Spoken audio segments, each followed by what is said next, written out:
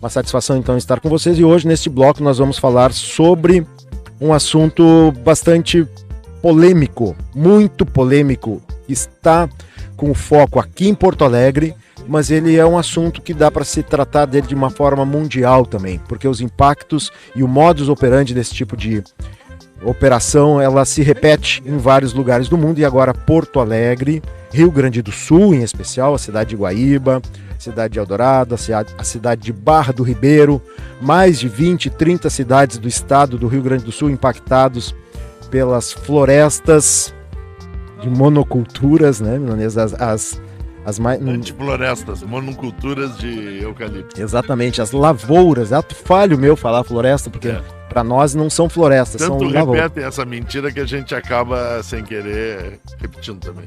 É verdade.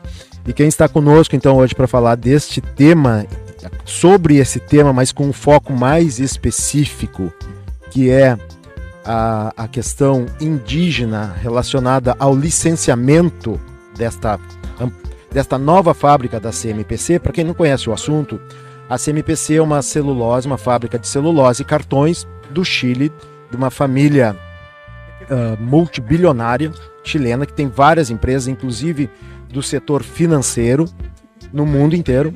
E eles têm uma fábrica já aqui em Guaíba, ao ladinho de Porto Alegre, do lado do rio Guaíba, que abastece mais de 2 milhões no mínimo de habitantes, eu diria, e já joga efluentes aqui. E essa fábrica, ela está querendo, depois de duplicada e quadruplicada, ela está querendo construir uma nova planta na cidade de Barra do Ribeiro, também aqui perto, e lançando efluentes no Guaíba, ou seja, vai mais do que dobrar o que ela já lança de efluentes no Guaíba, que representa um total maior do que toda a cidade, inclusive de Porto Alegre, já lança. Imagina só o que será este impacto só do lançamento de efluentes, produtos tóxicos que saem da fábrica e são jogados na água que a população utiliza para beber.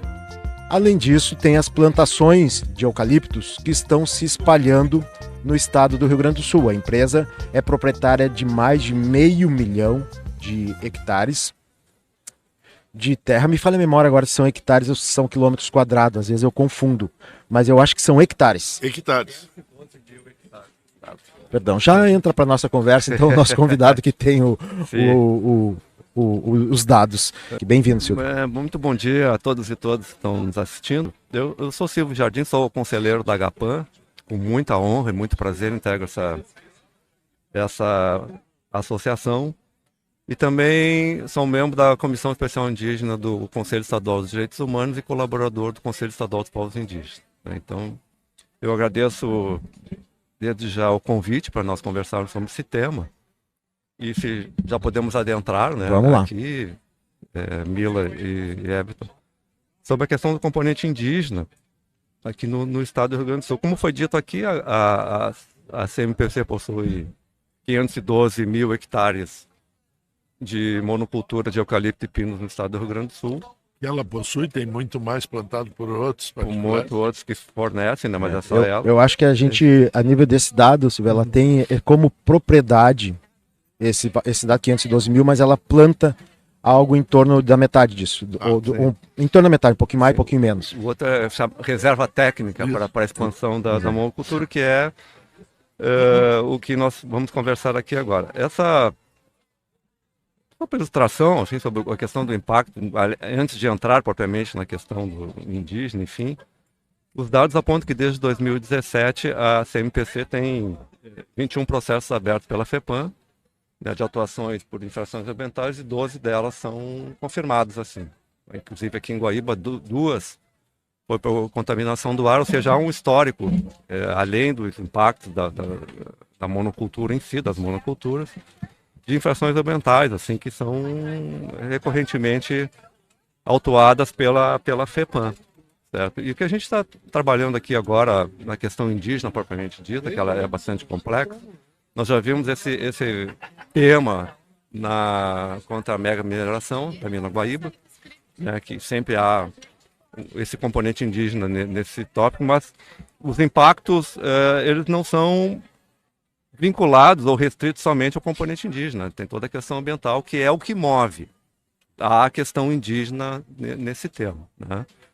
Então, o Ministério Público Federal ele vem discutindo isso, discutiu umas recomendações que depois foram suspensas por uma decisão altamente questionável do Conselho Nacional do MP, inclusive os 2 procuradores que atuam nesse tema são objetos de um pedido de processo administrativo contra ele, disciplinar, que eles teriam desbordado das suas atribuições. Pressão política, né? Pressão política, porque veio. Lá essa representação no Conselho Nacional do MP foi levada por 2 parlamentares radicalmente antiambientais, que é o Marcel Van Hatten e o Felipe Camozato. Isso a gente pode dizer porque a prática é o critério da verdade. Claro, né? Exatamente. Como dizia o velho bom mal. Né? Então, eu não estou dizendo algo que não seja próprio da atividade parlamentar. E foi acolhida essa representação por uma decisão liminar do relator no Conselho Nacional do MP, que suspendeu as recomendações e determinou. Então, orientou para a abertura de um processo administrativo. Houve um levante de 38 entidades que assinaram um manifesto de apoio a esses procuradores. A AGAPAN foi uma das signatárias. Né? Nós estivemos lá em maio, 12 de maio, reunido com o procurador-chefe do Ministério Público Federal no Estado, que resultou numa manifestação contundente contra essa atitude lá do relator no Conselho Nacional. E depois disso, agora em maio agora deste ano, o MP entrou com uma ação civil pública também, tendo como tema a aplicação da Convenção 69 na defesa dos povos originários e quilombolas. Certo? O que tem nisso, assim? A CMPC alega que são 8 comunidades indígenas que vão estar na área diretamente afetada. O MP diz não. São 8 na área diretamente afetada e mais 18 comunidades na forma indireta. Em todos os impactos, não só pela questão do Guaíba do Ar, mas também na mobilidade, de como isso vai impactar também na questão da silvicultura. E toda essa gama vamos dizer, de 26 comunidades indígenas que vão estar afetadas direta ou indiretamente. E não são só 8. Não é surpreendente, Silvio, que quando eles falam de empregos, eles falam de empregos de terceirizados, empregos que serão momentâneos na construção, e ampliam o troço. E quando falam de indígena, eles falam só dos estritamente atingidos. Porque a questão da CMPC na relação com os povos indígenas, ela possui uma expertise de lidar com os povos indígenas, porque ela ofende sistematicamente, no curso da história, especialmente no sul do Chile, os interesses da etnia Mapuche lá, certo? Ela avança sobre áreas historicamente reivindicadas, terras ancestrais. Ela ocasiona essa silvicultura do jeito como ela é feita no Chile, a crise hídrica, incêndios homéricos, enfim, e toda a expansão da monocultura. Então há conflitos permanentes lá. Então a CMPC ela tem um histórico de uma experiência de lidar com direitos indígenas da forma negativa, certo? E com comunicação da forma positiva. E tanto é que ela adotou, ela inclusive contratou agora um escritório de advocacia famoso, enfim, e todo mundo tem direito à sua defesa, enfim. Óbvio. Mas é um mesmo escritório que defende a CE também em questões indígenas aqui no estado do Rio Grande do Sul, depois que ela foi privatizada. Então tem esse círculo de atuação. Né? Sim. E Silvio, mas uma coisa que eles não conseguem fugir é da questão da 169 da OIT. Sim. Né? Isso foi inclusive o que acabou ajudando o movimento ambiental a derrubar a mina Guaíba. Sim, né? sim. Bom, mas eles conseguem contestar então quanto ao alcance desta convenção, né? Alguns membros da comunidade indígena, eles não concordam com essa delimitação apenas no que eles consideram essa área de impacto, é isso? A questão da Convenção 69, só para ilustrar um pouquinho esse instrumento, ele entrou em vigência no Brasil em abril de 2004. Tem uma convenção que ela foi editada em 89, depois ela entrou em vigor em setembro de 91, e no Brasil ela demorou 13 anos de tramitação até entrar em vigor. Ela foi renovada agora. 22 anos. 22 anos. Ela foi agora, a sua eficácia foi renovada em novembro de 2009. Bueno, a gente sempre tem que dizer o seguinte: direitos fundamentais, eles não são efetivados, eles vão se tratar de um mero pedaço de papel na Constituição. Então, a correlação de forças é que vai sempre determinar se ele vai ser um direito efetivo ou não. E essa Convenção 69 ela é tão aguda, assim, ela é tão importante, que agora, em 2021, Alceu Moreira, um outro deputado federal, incrivelmente antiambiental, ele apresentou um projeto de decreto para denunciar a convenção. Como é que está a tensão em torno desse instrumento. Sim.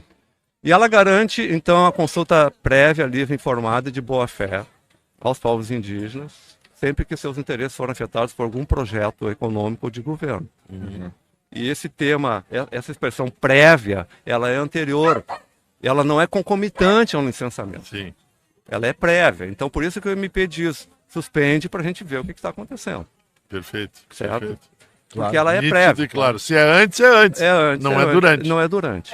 Tá bem? Então, é isso, porque já se vislumbra por uma série de elementos que já estão já no processo de licenciamento, mas também pela questão da silvicultura em si, pela prática da silvicultura, pelo histórico da CMPC no estado do Rio Grande do Sul, inclusive dos conflitos ambientais autuados, que são 21 só desde 2017.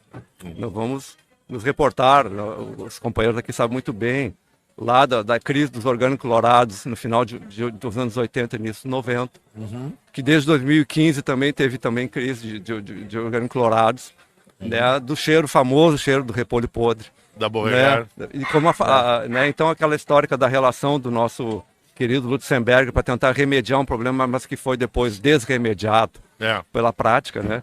Então a Convenção 69 é esse instrumento que tenta garantir isso e a tensão que se dá em torno do direito material, porque essa convenção ela foi adotada no Brasil, então ela é assim materialmente constitucional pelo artigo 5º, parágrafo 2º da Constituição, porque ela ingressou como um direito fundamental no ordenamento jurídico constitucional brasileiro. Claro. Então ela é uma cláusula pétrea, sim. Pela cláusula pétrea ela é, vamos dizer assim, um direito fundamental hoje que só pode ser alterado por um processo constituinte originário, segundo se caracteriza o direito fundamental. Então ela é uma convenção que foi adotada e a luta toda é para que ela seja efetivada. O que acontece?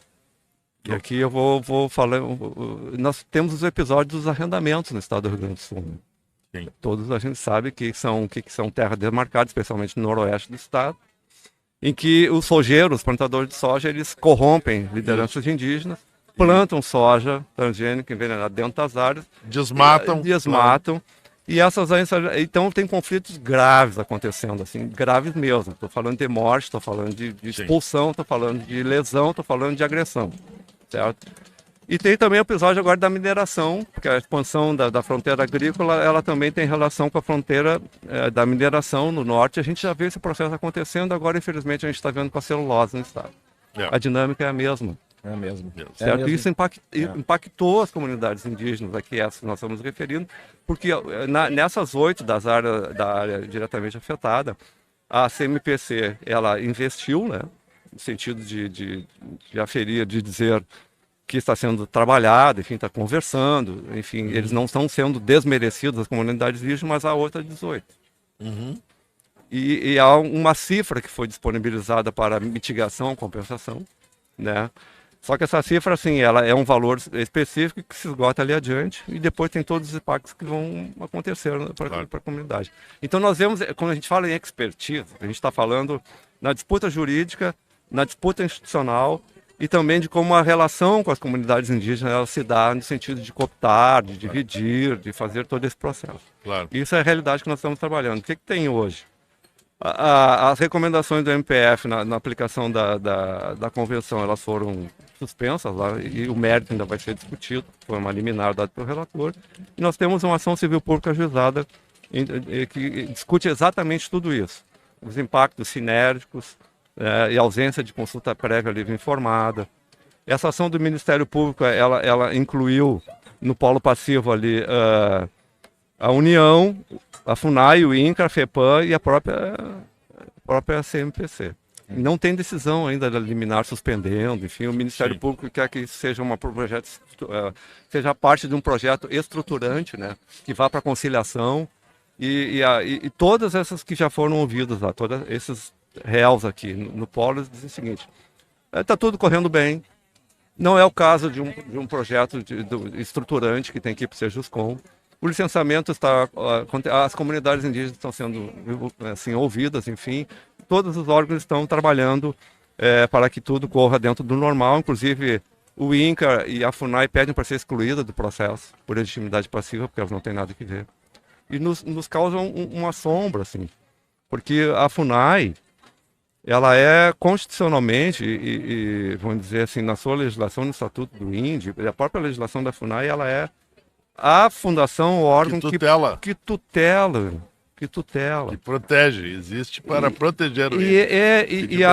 E a Convenção 69, ali no artigo 4.1, aí ela diz que então, as instituições representativas é que vão tratar de aplicar a Convenção, certo?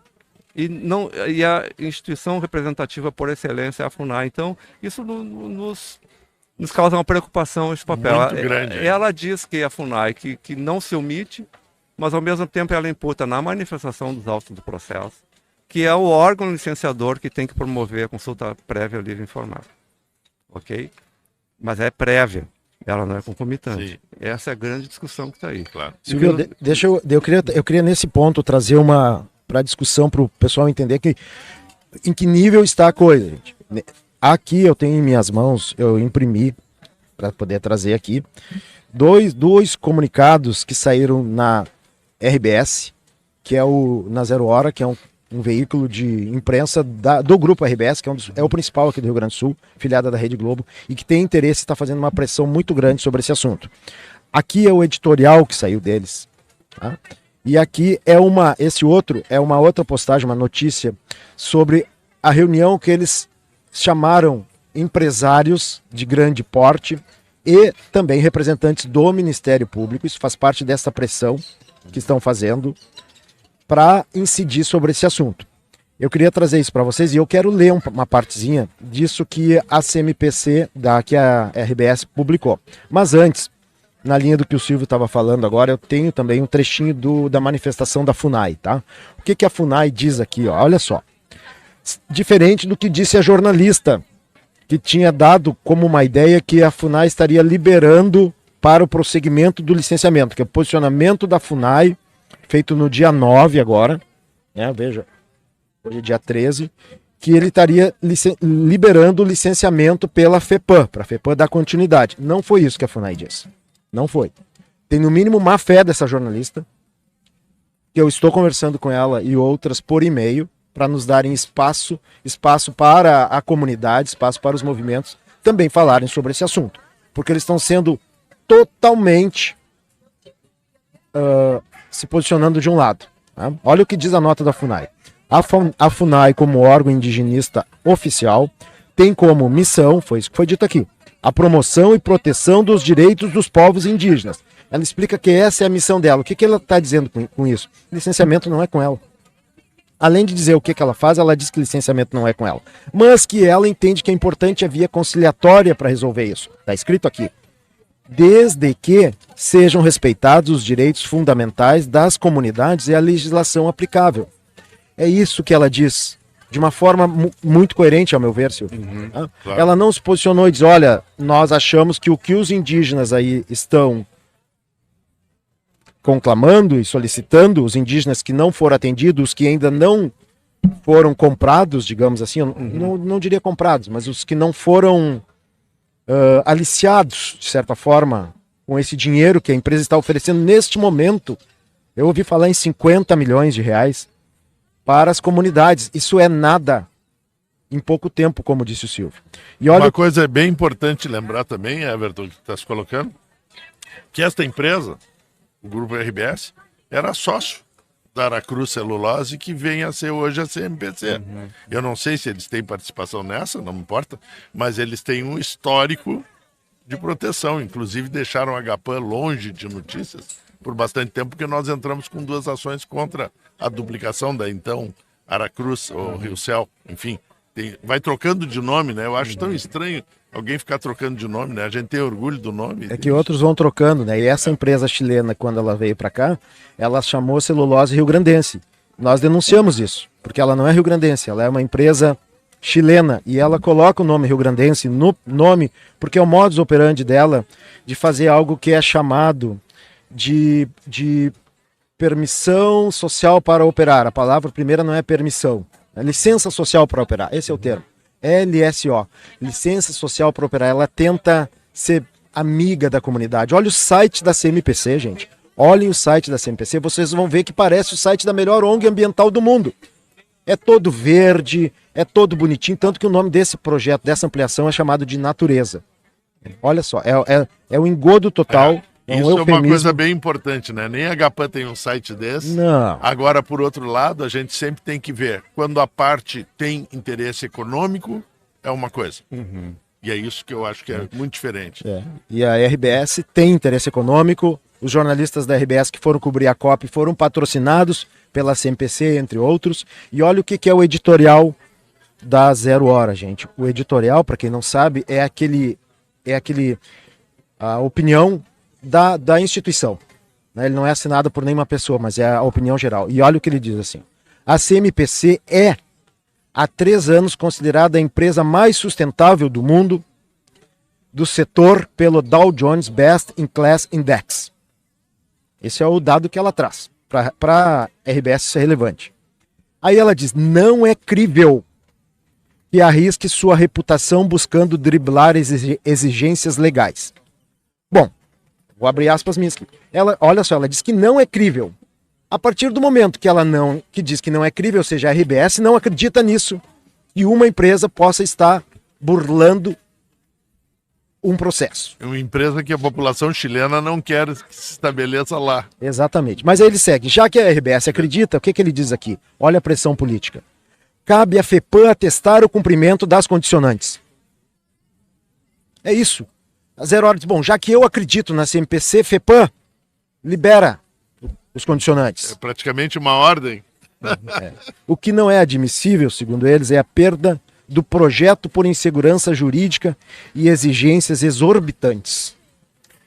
Deixar bem claro, esse projeto é milionário, eles já investiram milhões e vão investir muitos mais. E Bilionário. Não é em nada bilionário e não é em nada do nosso interesse. Né? Eu tive em consulta mundial de celulose, todos os lugares onde a plantação de eucalipto se estabelece no mundo, Ásia, África, estava todo mundo lá. Eu perguntei por um. Todos secou rio, secou arroio. Nós estamos no nosso lugar mais delicado de água, que é o Pampa, estabelecendo plantações, monoculturas da árvore que mais consome água no mundo. É verdade. Entendeu? Isso vai rebaixar, isso está pondo em risco de desertificação o nosso Pampa. Porque a grama natural, né, ou assim chamando o pasto natural, não tem raiz tão profunda. O eucalipto vai rebaixar o lençol freático, mas o Pampa não vai conseguir alcançar. Então, ele é Pampa exatamente porque não tinha condições de fazer floresta, né? Aí a gente planta uma monocultura. Isso, claro, são coisas ao redor, mas é ver que nós somos bola da vez. As pessoas colocam como o maior investimento do Rio Grande do Sul, bilhões, né? 25 bilhões. Isso para quem? Para quem não vai dar emprego só na obra, vai dar meia dúzia de emprego e vai nos deixar destruindo o nosso estado por muitos anos. Como uma vez o professor Francisco Marshall falou, assim, bons projetos também geram empregos. Isso, exatamente. Bons projetos. E geram mais, Agora, assim, no final das contas, lá serão 700 empregos diretos e 700 indiretos. Será que o Rio Grande do Sul não consegue gerar 1.400 empregos? 700 empregos, tu consegue meia dúzia de propriedades orgânicas. Porque esse preço da CMPC, porque isso é a realidade que está apontando já, né? Pelas infrações ambientais que há. Aqui, o Mesa Verde fez um programa com especialistas, acho que foi em abril, né? Isso. Que é um rico de um programa, a gente sempre diz assim, assistam aquele programa. Aquele programa, porque a questão técnica envolvida nisso é a questão de fundo. A gente está falando aqui dos impactos na questão indígena, mas anteriormente a isso, como foi na questão da mina Guaíba, foi o impacto ambiental, ecológico, os interesses da população da região metropolitana, como é agora, que está em discussão. Nós estamos falando aqui de uma empresa que já há, aqui em Guaíba, que já despeja 156 milhões de litros de efluentes diários, e vão ser agora incorporados mais 242 milhões de litros de efluentes. A CMPC, ela diz que trata do efluente de impacto agudo, mas aquele impacto crônico, aquele do dia a dia, isso não está atestado nos estudos. Claro. Aquilo que vai depositando todos os dias lentamente. Que é o que nos mata que lentamente. é o que nos mata lentamente. Que está lá, assim, no leito do Guaíba, que depois vai para a Lagoa dos Patos e para o mar. Porque o Guaíba é um curso d'água, ele não é um lago, na nossa concepção. Isso. E além de retirar 288 milhões de litros diários de água do Guaíba. Da região E metropolitana. vai despejar esses efluentes perto, ali a 3, 4 quilômetros, do único ponto onde a água ainda não está comprometida para o abastecimento de Porto Alegre, que é em Belém Novo, a gente está construindo uma ETA. Certo? Então, é tudo isso que a gente está colocando fora o ar, Isso. fora, e aí uma questão muito, muito importante, assim, o impacto na mobilidade com a queima de combustíveis fósseis. Seja pela água, que não existe ainda, mas vai ser implementado, seja... E pelo mar. Tudo isso para exportar 95% de uma produção que não vai trazer divisa ou arrecadação para o Estado, porque a Lei Candir isenta um produto semi-elaborado como a celulose para exportação. Exatamente. Então isso tudo a gente está... A pergunta é, para variar, o lucro é da empresa e meia dúzia e o prejuízo é do povo. Ativo e passivo. Todos nós. A nossa saúde. Exatamente, é uma contabilidade fácil de trabalhar. Eu nem gosto de citar o fato, Silvio, que eles estão optando por usar cloro, continuar usando cloro, que impõe os maiores riscos à saúde. Sim. E poderiam fazer sem cloro, poderiam fazer com ozônio ou com peróxido. E não o fazem simplesmente para ter um tipo de papel que interessa para eles. Sim. Mais branqueado, né? E tem o fósforo também. Isso está colocado. sim. E tem também todos os furanos, enfim. Que o pessoal trouxe aqui. Tudo é filhote do cloro. É importante, né, Silvio? A Alda trouxe nesse programa, então foi muito bem lembrado, né? A gente aconselha que procure ali os cortes no canal do Mesa Verde, se inscreva no canal para quem não está inscrito e acompanhe os programas. Ela trouxe aqui que são vários elementos químicos, embora os furanos e as dioxinas sejam os mais importantes, mais causadores de problemas, isso tem no jornal. Eu distribuí este jornal nesta semana num evento que teve na Associação Rio Grandense de Imprensa. Eu estou me referindo a um jornal da GAPAN de 1991 que explica os problemas da dioxina. Eu distribuí esse jornal para vários jornalistas que estavam lá naquele evento, exatamente falando da relação deles com Lutzenberger, né? Porque nós estamos dentro do ano em que se comemora o centenário de nascimento do José Lutzenberger, falecido em 2002, né? O fundador, um dos fundadores, primeiro presidente da GAPAN, e eu distribuí esse jornal lá para eles, porque ele está muito atual. Né? E a questão do Guaíba, eu só queria fazer uma complementação. O Silvio falou um ponto que para nós ele é muito importante aqui. Nós não consideramos o Guaíba um lago. Nós não consideramos o Guaíba só um lago. Se o Guaíba tem características de rio e lago, que é o que tem dito os nossos cientistas daqui, ele é mais do que um lago. E ele merece uma proteção maior do que um lago. E maior do que o rio. Como o rio tem a proteção máxima, porque o que a gente não consegue negar é que ele é um curso d'água, porque existe uma água que corre nele, sai de uma ponta e tem certa vazão. Bom, existem inclusive palestras sobre isso, e já tivemos audiência pública nós estamos no judiciário nessa discussão, né? bem avançada, com um grupo científico, né, definindo as características, todas baseadas em pesquisas. Numa ação estruturante também, Silvio. E também só me permite colocar que essa questão do curso d'água, para isso que já está sendo impactado. A gente está falando só da celulose aqui de 156 milhões de litros de efluentes. Água suja. Isso. Efluente não é água, é água suja. É água contaminada. Contaminada. É resto. E a gente está falando de mais industrial. 242 milhões de litros diários. Muito certo? mais. E esse curso d'água leva para a Lagoa dos Patos, leva para o mar. O impacto disso, por exemplo, para as comunidades de pescadores, claro, que vivem em Itapuã, na Lagoa dos Patos e no mar. Sim. Certo? Imagina o que isso... Lagoa dos Patos, que é a reprodução de peixes do Brasil inteiro. Do Brasil inteiro. São peixes que reproduzem aqui e vão migrar pelo Brasil. E a comunidade pescadora já está trabalhando. A gente tem... Ainda nos próximos movimentos que vai haver aí nessa questão, de trabalhar a questão do impacto ambiental também na Lagoa dos Patos.